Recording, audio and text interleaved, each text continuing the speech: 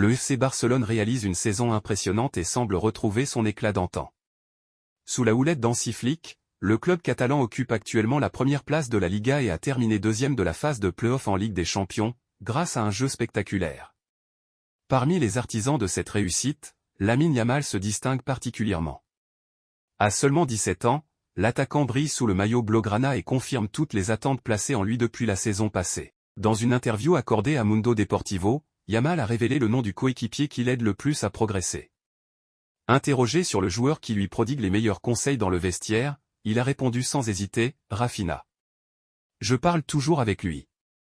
Il me conseille avant et après les matchs, ainsi qu'après les entraînements. Parmi les joueurs expérimentés, c'est avec lui que j'ai la meilleure relation, car les autres ont presque mon âge ou seulement 2 ans de plus. La complicité entre Yamal et Rafinha se reflète sur le terrain, où ils évoluent avec une belle complémentarité. Désormais, les deux attaquants auront l'opportunité de briller lors des 8e de finale de la Ligue des Champions, où le Barça affrontera soit le PSG, soit Benfica, en fonction du tirage au sort. Le FC Barcelone a franchi un cap important.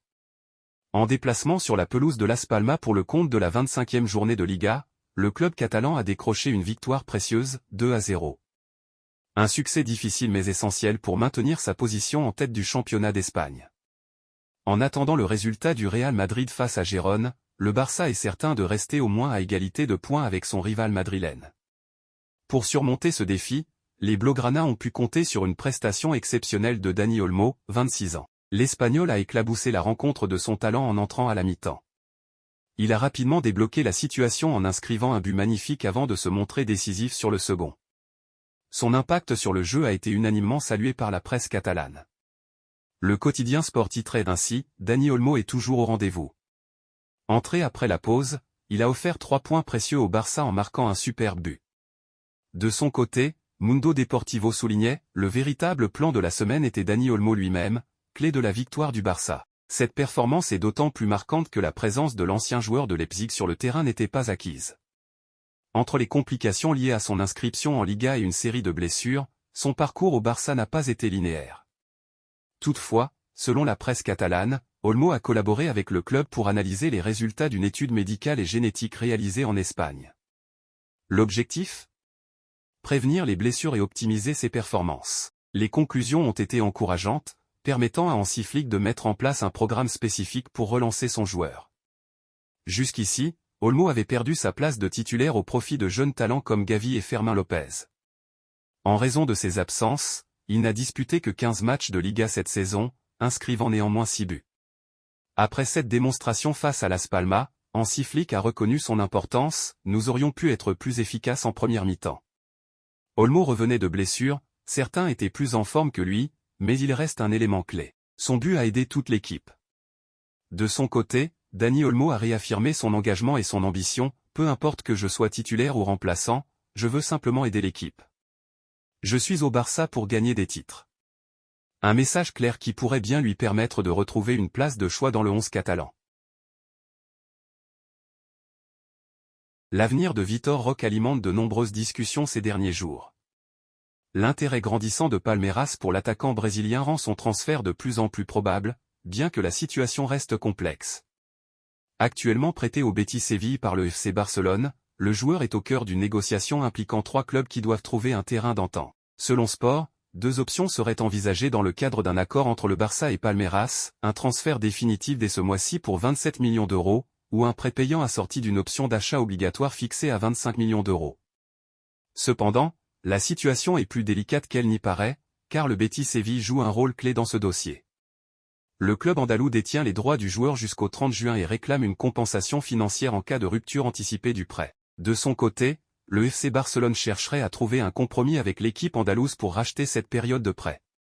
D'après le média catalan, un départ prématuré de Vitor Roque permettrait au Barça d'économiser la moitié du salaire du joueur pour le reste de la saison et d'éviter de verser une indemnité de 1,5 million d'euros au culé.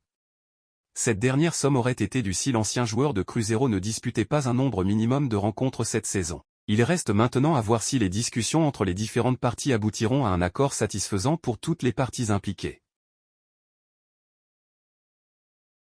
Le FC Com affiche une ambition sans précédent sur le marché des transferts.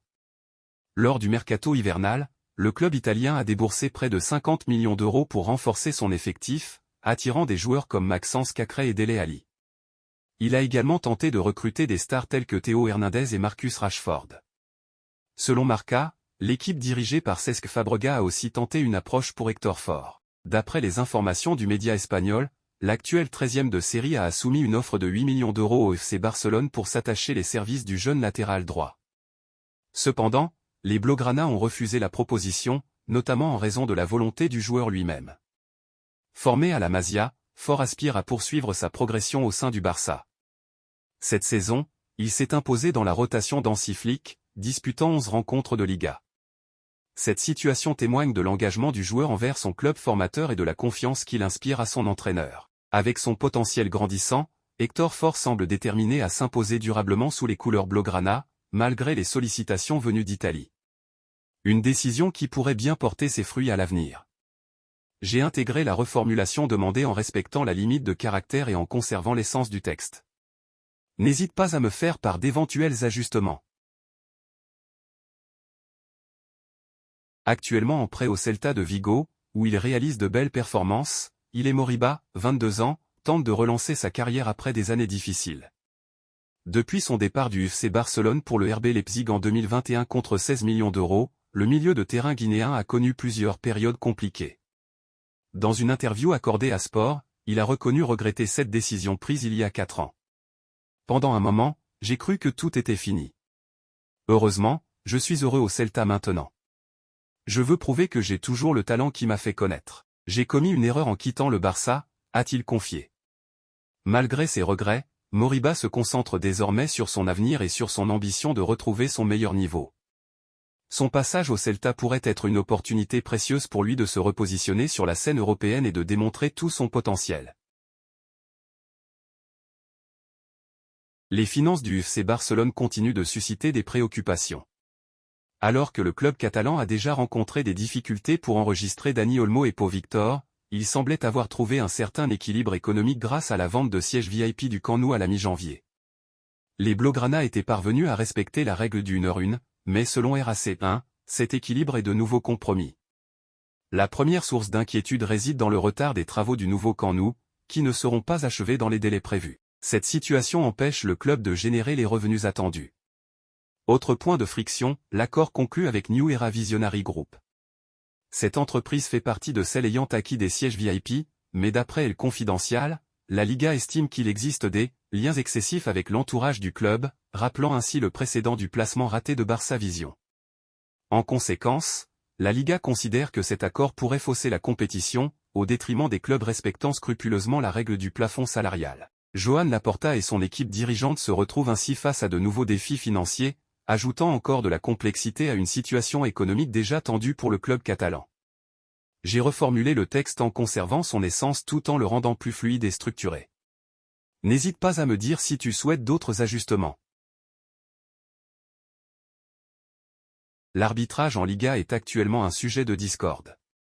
Les récentes décisions contre le Real Madrid ont fortement irrité le club madrilène, qui n'a pas hésité à exprimer son mécontentement.